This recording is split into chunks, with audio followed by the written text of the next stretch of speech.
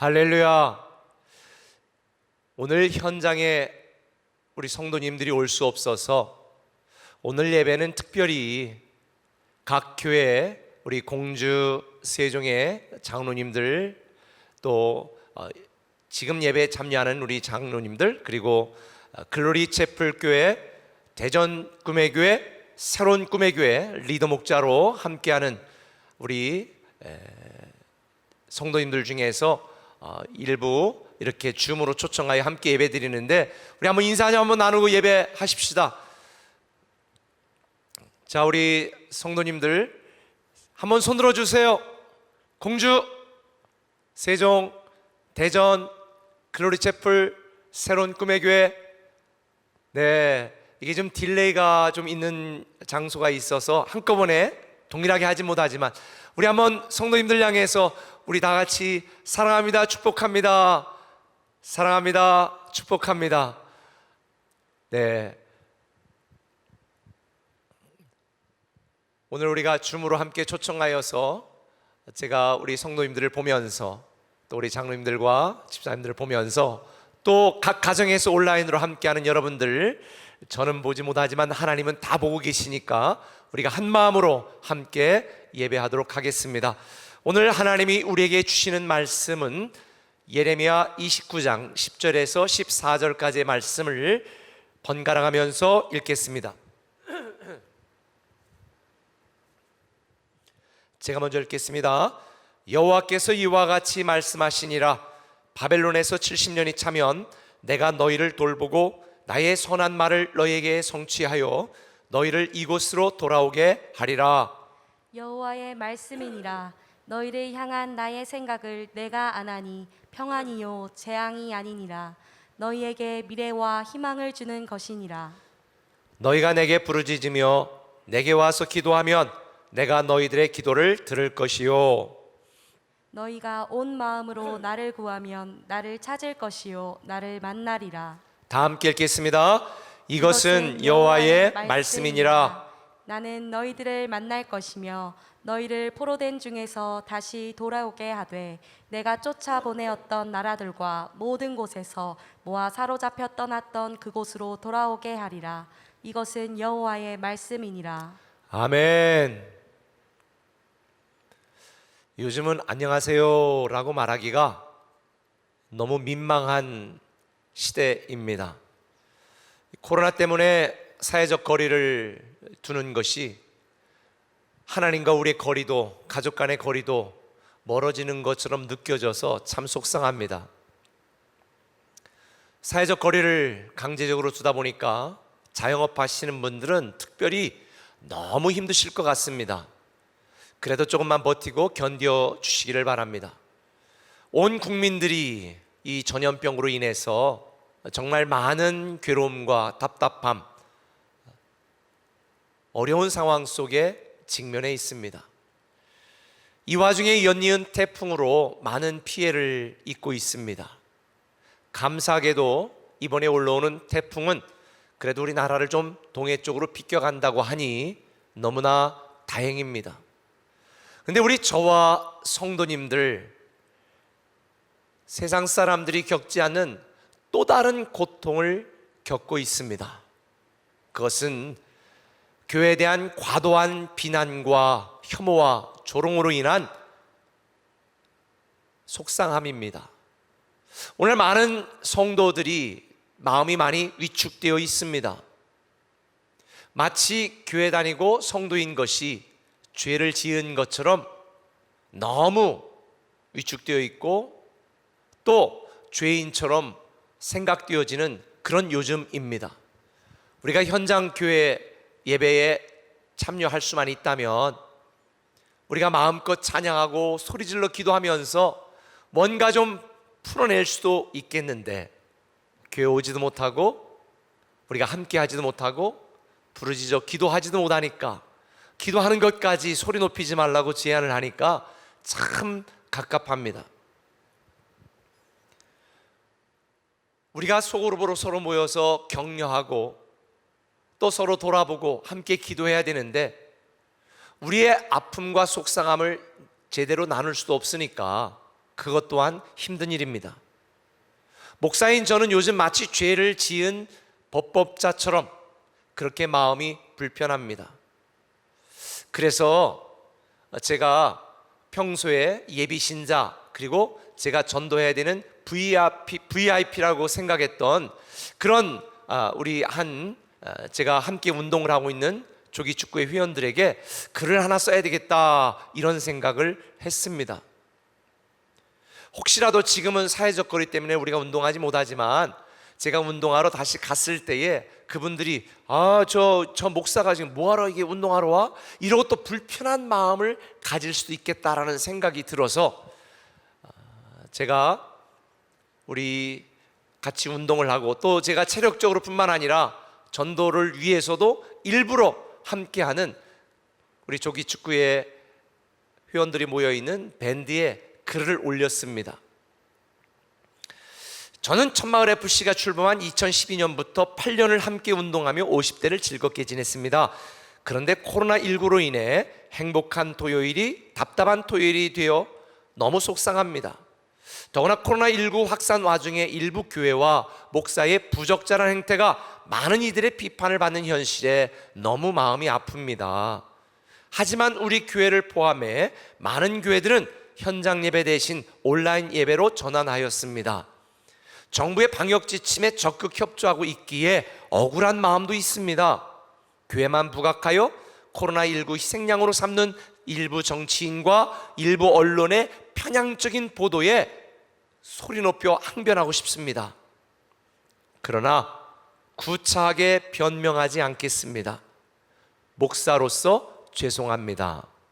세상의 소금과 빛이 되고 이웃을 사랑하라는 예수님의 말씀대로 살지 못한 교회가 진심으로 미안합니다. 저는 형님 아우로 함께 운동하는 천마을FC가 너무 좋습니다. 나이가 들면서 예전처럼 팀에 기여하지 못하지만 여러분들과 함께 운동하는 것만으로도 행복합니다. 혹 종교가 다르고 생각이 달라 교회에 대해 불편한 마음이 있는 회원이 있다면 형제 마음으로 너그럽게 이해해 주시기 바랍니다. 목사가 미안합니다. 빨리 코로나19가 잠잠해져 마음껏 운동할 수 있도록 기도하겠습니다. 제가 이렇게 글을 올렸습니다. 사실 제가 우리 천마을FC에서도 여러 명을 전도하고 지난 몇 년 동안 우리 교회에서 제가 가장 많이 전도한 사람 중에 하나잖아요.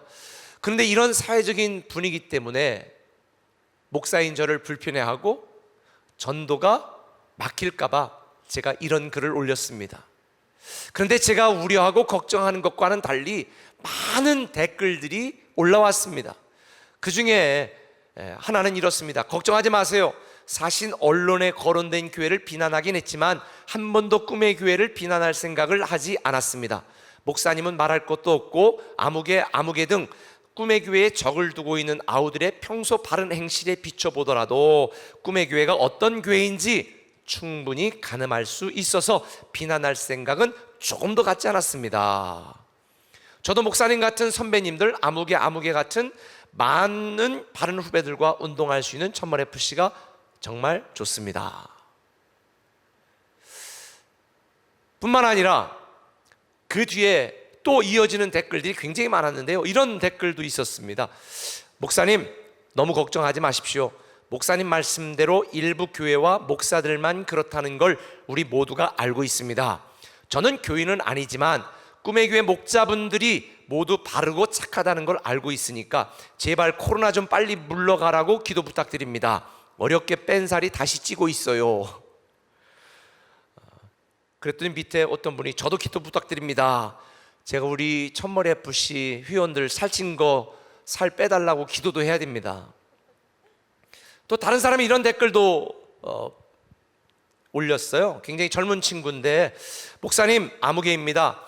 저는 불교를 믿지만 글을 읽고 목사님의 진정성과 올바르고 맑은 생각을 우리 천마을FC가 믿어 의심치 않을 것이니 힘내시고 목사님의 바람같이 코로나19는 물러갈 것입니다. 항상 진심으로 응원합니다. 우리 세종꿈의교회가 또 우리 꿈에게 모든 공동체가 가장 코로나 방역의 모범적인 교회인 걸 알고 있다. 이런 댓글들도 있었습니다. 제가 이 댓글들을 보면서 이런 생각을 했습니다. 야, 교회 다니지 않는 세상 사람들도 알 건 다 알고 있구나. 교회 다니지 않는 세상 사람들도 어떤 교회가 좋은 교회인지, 어떤 교회가 건강한 교회인지 다 알고 있구나. 제가 위로를 좀 받았습니다.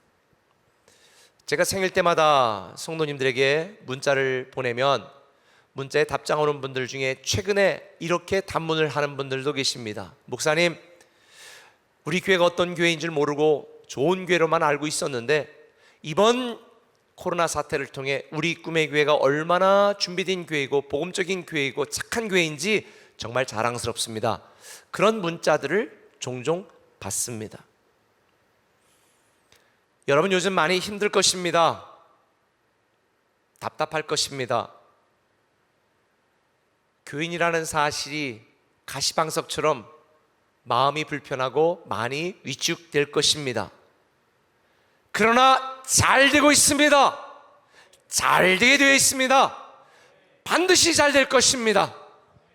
비록 우리의 처한 상황과 환경은 괴롭지만 그래도 우리에게는 미래와 희망이 있습니다. 할렐루야. 제 얘기가 아닙니다.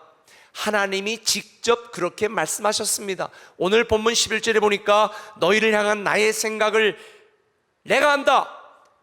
재앙이 아니라 평안이고 너에게 미래와 희망을 주는 것이다. 우리에게 미래와 희망을 주는 것이 하나님의 본심이라고 강조하고 있습니다. 그래도 미래와 소망은 있습니다. 그런데 이 말씀만 들으면 너무 기분이 좋은데요, 이 말씀 전에 10절에 하나님이 이렇게 말씀을 하셨어요. 같이 한번 읽어볼까요? 같이 10절, 여호와께서 이와 같이 말씀하시니라. 바벨론에서 70년이 차면 내가 너희를 돌보고 나의 선한 말을 너희에게 성취하여 너희를 이곳으로 돌아오게 하리라. 하나님이 이스라엘 백성들을 다시 돌아오게 하고 장래의 미래와 소망을 주겠다라고 약속하셨는데 그게 언제냐? 70년이 지난 후, 바벨론 포로 생활 70년이 지난 후 그렇게 하시겠다는 거예요. 저는 인간적으로 이해가 되지 않았습니다. 여러분 그렇지 않으세요?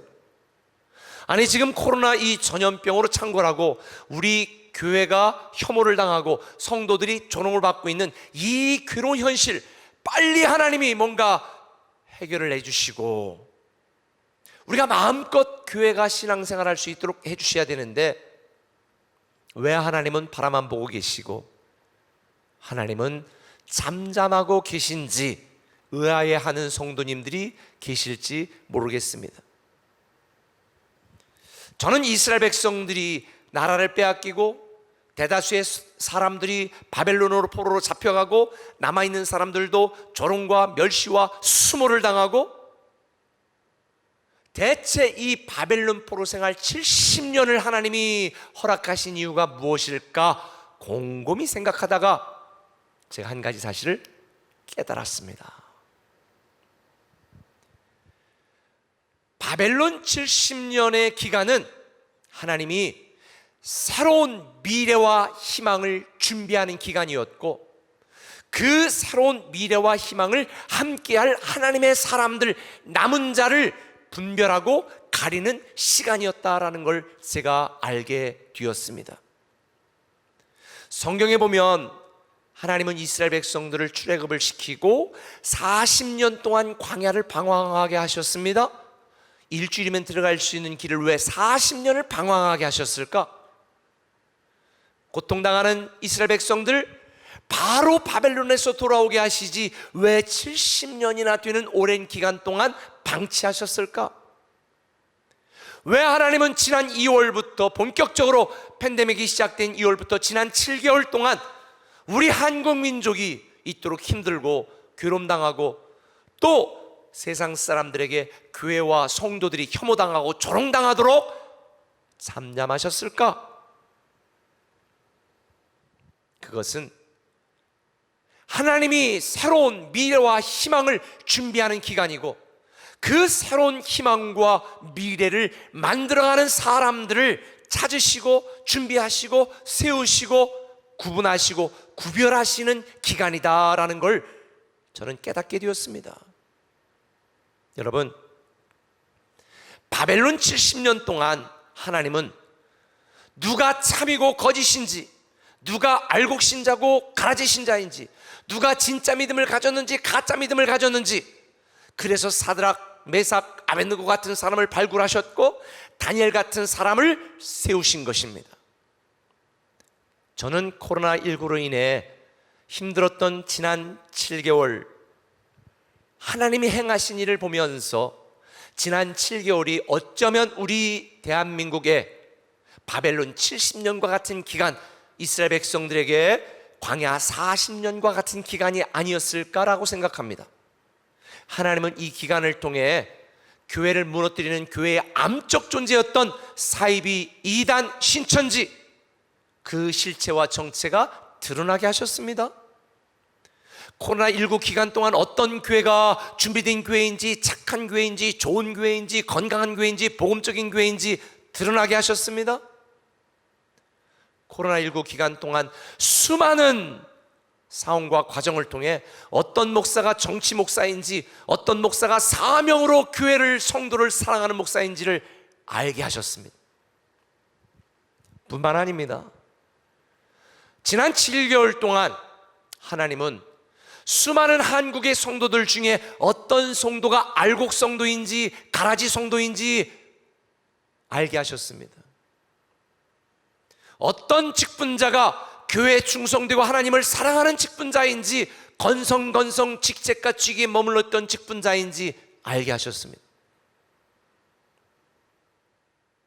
하나님은 지난 7개월 동안 바벨론 70년 같은 지난 괴롭고 답답한 시절을 참과 거짓, 진짜와 가짜, 알곡과 가라지를 구분하시고, 이때 하나님을 사랑하고 교회를 사랑하는 하나님의 사람들을 남기고 세우고 드러내셔서 새로운 미래와 희망을 만들어 가실 것입니다. 저는 광야 40년, 바벨론 70년, 이 코로나 7년의 기간, 이 7개월의 기간 동안에 저는 우리 꿈의 교회 모든 성도들은 알곡 성도로 칭찬받고 인정받고 하나님이 숨겨지고 남은 자 7,000명 속에, 아니 기도원 용사 300명 속에 들어가는 여러분이 되시기를 예수님의 이름으로 축원합니다.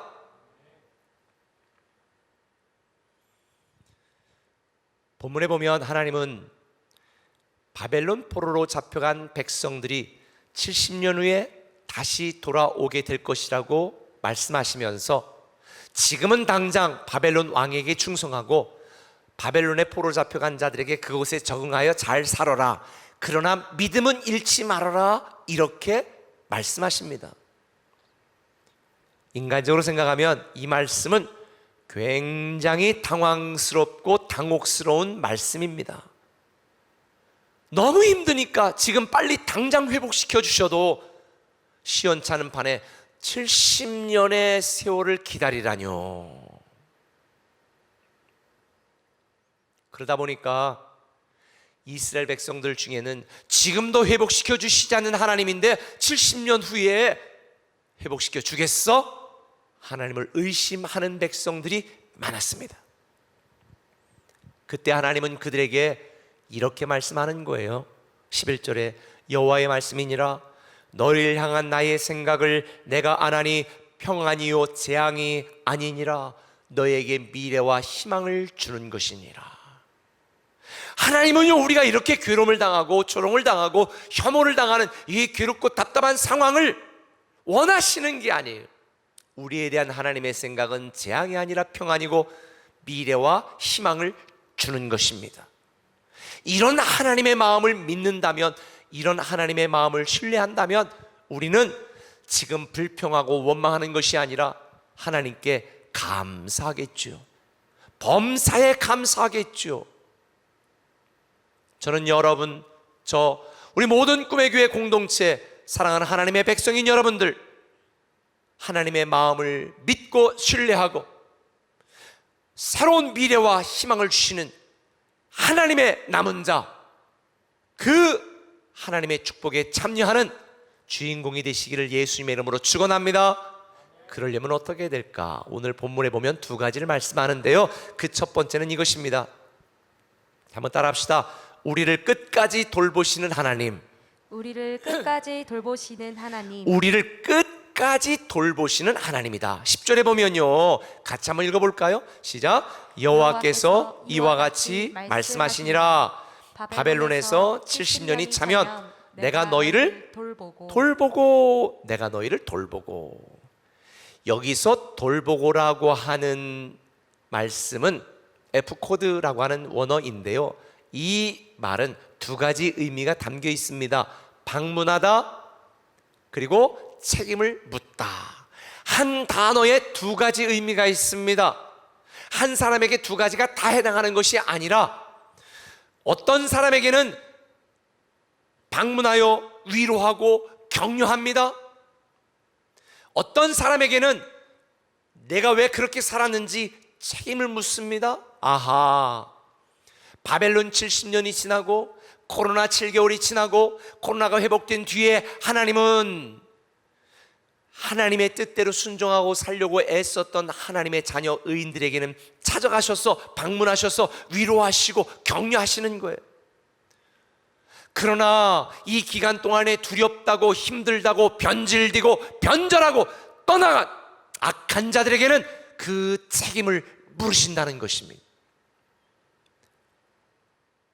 저는 우리 꿈의 교회 모든 성도들이 바벨론 70년 같은 코로나19 이 어렵고 힘든 상황이 끝났을 때 하나님이 여러분에게 너 어려울 때 조금 힘들다고 그따위로 신앙생활에 이렇게 책망하고 책임을 묻는 것이 아니라 그래 애썼다, 그래 고생했다, 이렇게 하나님이 직접 방문하셔서 여러분을 격려하시고 여러분에게 하늘의 놀라운 상급으로 축복으로 보상하시는 주인공이 되시길 바랍니다.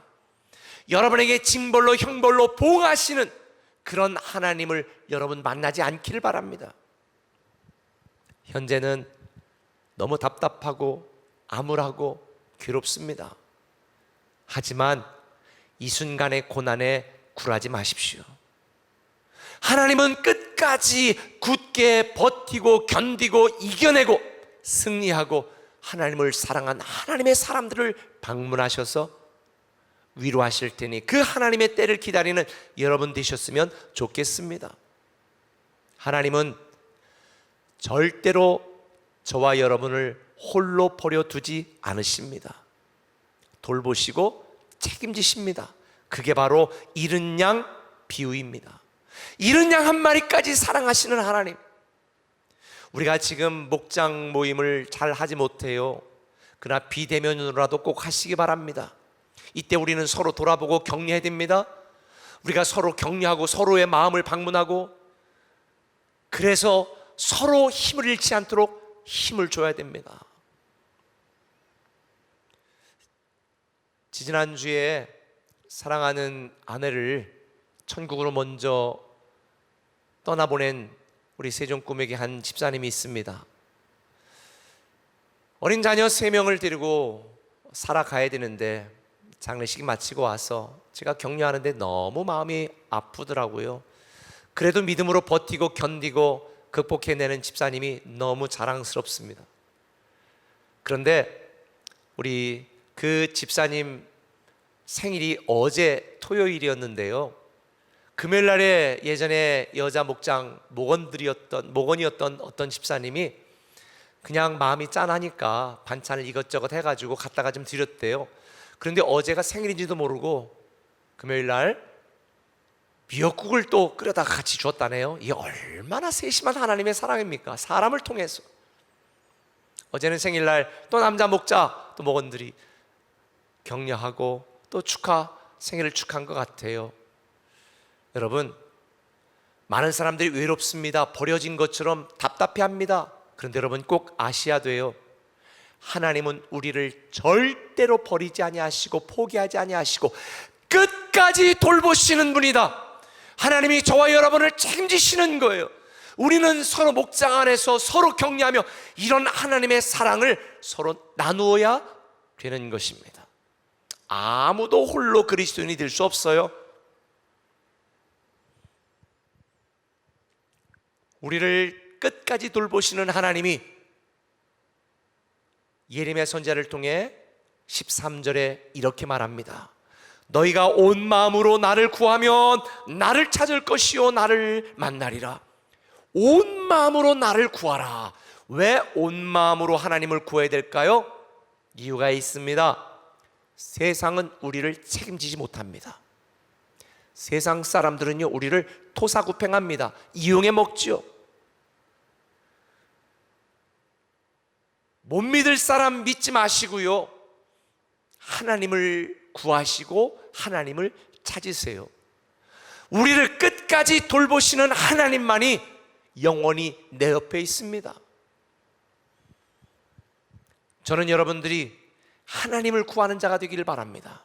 하나님을 찾는 자가 되기를 바랍니다. 그럴 때 나를 끝까지 돌보시는 하나님의 사랑, 그 하나님의 능력을 경험하게 될 것입니다. 하나님과 우리와의 믿음의 관계가 우리 인생의 답입니다. 그래서 주님께서는 그럼에도 불구하고 염려하고 두려워하고 교란한 우리에게 마태복음 6장 34절에 이렇게 말합니다. 그러므로 내일 일을 위하여 염려하지 말라. 내일 일을 위하여 염려하지 말라.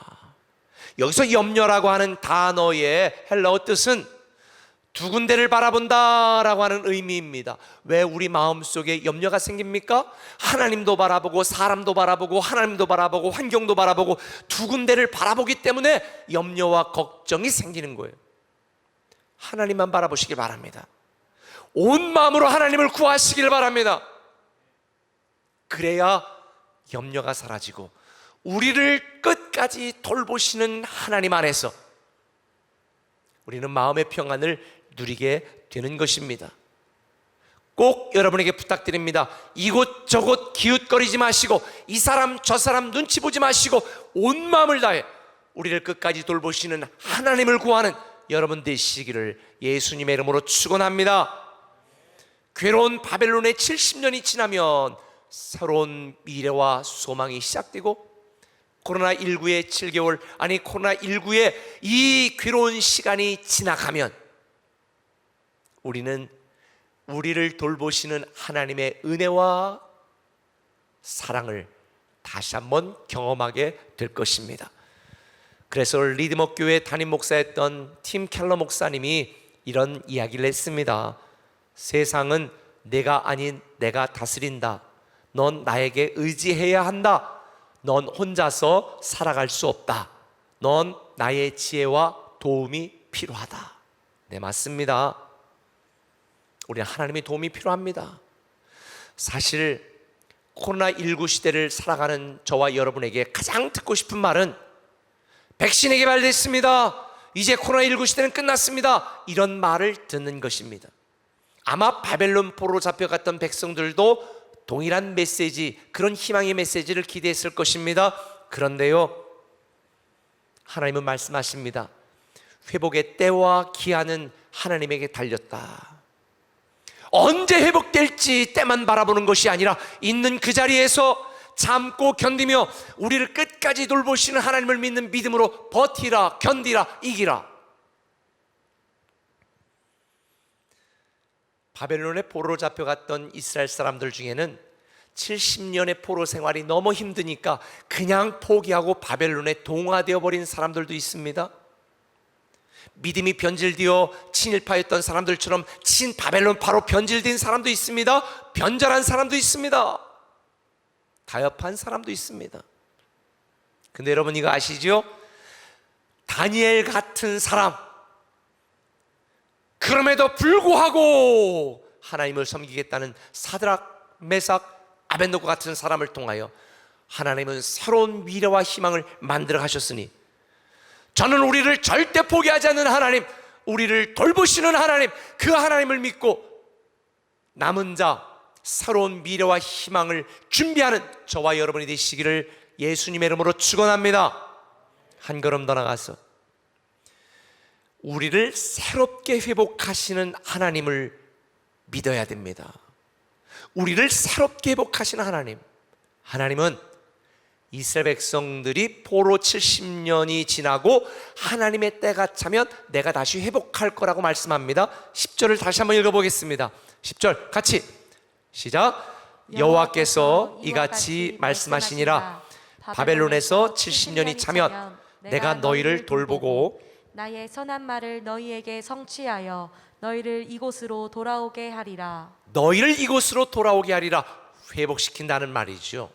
근데 여러분 이거 아세요? 이것은 단지 이전처럼 회복시킨다는 말이 아니고요, 다시 과거로 돌아가게 한다는 말의 의미가 아닙니다. 이전에 없던, 이전과는 다른 완전히 새롭게 다시 회복되는 것을 의미하는 것입니다. 오늘날 대부분의 많은 사람들이 빨리 코로나 이전으로 돌아갔으면 좋겠다, 그렇게 일상의 삶으로 돌아갔으면 좋겠다라고 기대하고 있습니다. 저도 그랬으면 좋겠습니다. 그런데요, 많은 전염병 전문가들은 백신이 발견이 되어도 완전히 이전처럼 돌아갈 수는 없다라고 전망하고 있습니다. 하나님이 우리를 회복시킬 때는요, 단지 과거처럼 회복시키는 것이 아닙니다. 이전으로 돌아가는 게 하게 하는 것이 아닙니다. 이전과는 다른, 이전에 없던 새롭고 놀라운 저와 여러분으로 새롭게 회복시키는 하나님인 줄 믿으시기를 바랍니다.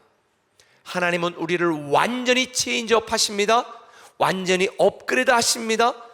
그래서 저와 여러분도 이 코로나19 기간 동안에 우리의 믿음을 완전히 체인지업, 이전과는 다른 믿음으로 업그레이드 해야 되는 것입니다. 코로나가 끝났는데도 이전처럼 주일이다, 교회 가자, 왔다 갔다, 이런 허접한 신앙에 머물러서는 안 됩니다.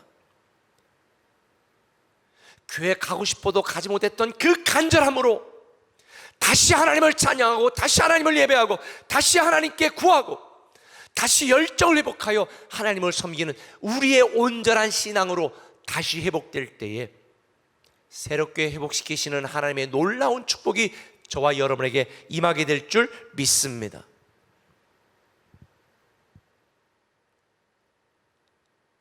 저와 우리 꿈의 교회도 지금 많은 새로운 시도들을 통하여 우리 성도님들이 현장으로 다시 예배하러 돌아오게 될 때에 여러분들의 성장하고 성숙한 믿음에 걸맞게 우리 교회도 새로운 프로그램으로, 새로운 사역으로, 새로운 교회학교로, 새로운 목사가 되기 위하여 지금 열심히 준비하고 기도하고 노력하고 있습니다.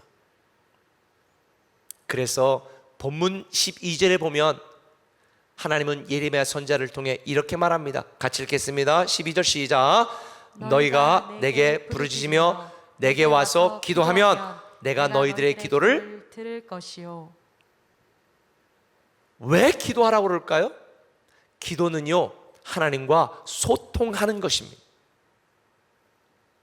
우리는 무능하고 연약하기 때문에 하나님과 소통하여 하나님의 도우심을 받지 않으면 하루도 한시도 살아갈 수 없는 연약하고 무능한 존재입니다.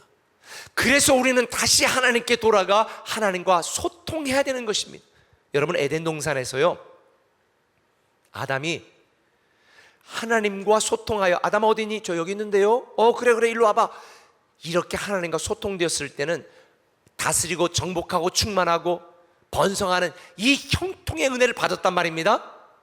그런데 죄를 범하고 하나님의 낯을 피하여 도망가 하나님과 불통이 되니까 아담의 삶에는 고통이 찾아왔습니다.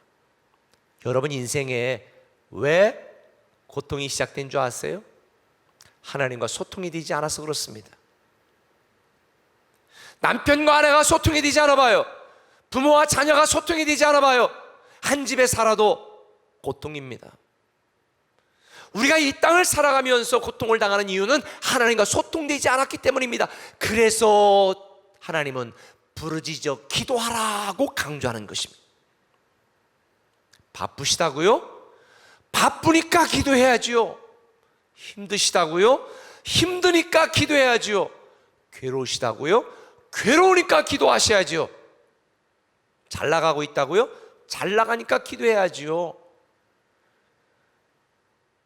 최고급 차를 타고 고속도로를 달려보십시오. 뭐 200km 달릴 수 있겠죠. 그런데 기름이 떨어지면 갈 수 없습니다. 아무리 좋은 차, 신차라도 기름이 떨어지면 움직일 수 없습니다. 주유소 가서 채워야 됩니다. 여러분, 우리 인생에 하나님과의 소통이 바닥나고 하나님에 대한 사랑과 믿음이 바닥나니까 겉으로 볼 때는 잘 나가는 것 같지만 마음은 괴로운 것입니다. 마음이 고통스러운 것입니다. 인생이 힘든 것입니다. 그래서 하나님은 우리에게 부르짖어 기도하라고 말하고 있는 것입니다. 알다시피 부르짖는다는 말은요, 소리를 높인다는 것을 의미하는 게 아닙니다. 예수님께서 땀방울이 핏방울이 되도록 간절히 기도하시는 바로 그 상태를 의미하는 것입니다. 부르짖는 기도는 소리 안 질러도 괜찮습니다. 간절함을 의미하는 것입니다. 하나님만이 나의 희망입니다. 하나님만이 나의 미래입니다. 하나님만이 나의 소망입니다. 하나님께 간절하게 나아가 하나님과 소통될 때만 새롭게 회복하시는 하나님을 만날 수 있고 경험할 수 있습니다. 하나님은 길을 만드시는 분, 하나님은 기적을 행하시는 분. 그래서 출애굽했을 때 이스라엘 백성들이 뒤에서 쫓아오는 애국 군대에 두려워하고 앞에 가로막힌 홍해 때문에 절망할 때에 소리질러 울부짖을 때에 모세가 그들에게 말합니다. 출애굽기 14장 13절 같이 읽습니다. 너희는 두려워하지 말고 가만히 있어서 여호와께서 오늘 너희를 위하여 행하시는 구원을 보라. 너희가 오늘 본 애굽 사람을 영원히 다시 보지 아니하리라. 하나님은 이스라엘 백성들이 상상도 하지 못했던 방법으로 이스라엘 백성들을 구원하셨습니다. 지금도 마찬가지입니다. 이 코로나 시대가 언제 끝날지 모르겠습니다. 너무 괴롭고 답답합니다. 그러나 하나님은 하나님의 때에 하나님의 방법으로 우리를 새롭게 회복시킬 줄 믿습니다. 새롭게 회복시키는 하나님께 간절히 기도하시기를 바랍니다. 간절함이 은혜고 간절함이 축복입니다. 강주민 목사는 난관을 돌파하는 기도라고 하는 책에서 이렇게 말했습니다. 두려움이 찾아올 때 우리가 할 일은 평정심을 품고 기도하는 것입니다. 우리가 할 일은 하나님의 역사를 기다리는 것입니다. 하나님의 인도를 기다리는 것입니다. 절박한 상황일수록 더욱 침착하게 하나님의 인도를 기다려야 합니다. 급할수록 기도해야 합니다. 우리가 기도할 때 하나님이 일하십니다. 할렐루야. 지난주 제가 굿모닝 RT에서 여러분에게 말한 것처럼 크로노스의 시간으로 조급해하지 맙시다. 크로노스의 시간으로 눈물 흘리지 맙시다. 하나님이 일하시는 하나님의 때 카이로스의 시간에 하나님은 하나님의 방법으로 우리를 새롭게 회복시키실 것입니다. 우리를 찾아와 우리를 돌보실 것입니다. 저도 오늘은 두렵습니다. 내일이 답답합니다.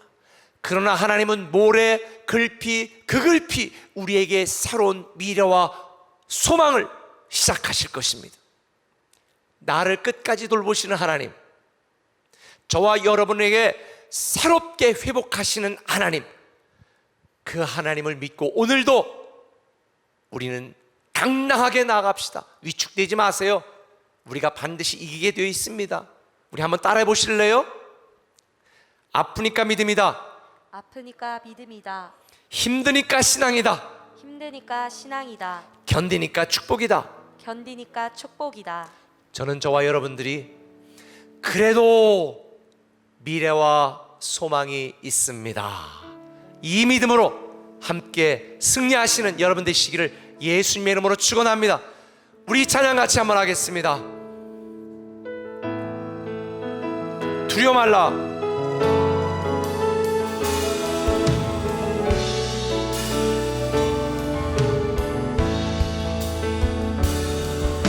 두려워 말라. 너와 함께함이 놀라운 놀라지 말라. 나는 내 하나님 됨이니 무서워 말라. 내가 널 도와주리니 너는 마음에 염려치 말라. 내가 너를 굳세게 하리라. 내 손으로 너를 꼭 붙잡아 주리라. 내가 너를 의롭게 함이니 너는 마음에 염려치 말라. 나는 너의 하나님이라. 나는 너의 하나님이라. 하늘을 지은 창조주라. 땅의 소산을 베푸는 자. 나는 여호와니라. 나의 의로 부름 받은 자. 나의 찬송을 부르는 자. 너는 두려워 말라.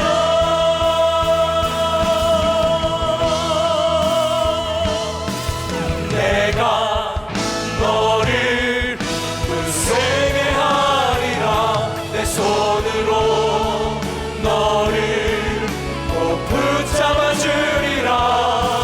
내가 너를 의롭게 함이니 너는 마음에 염려치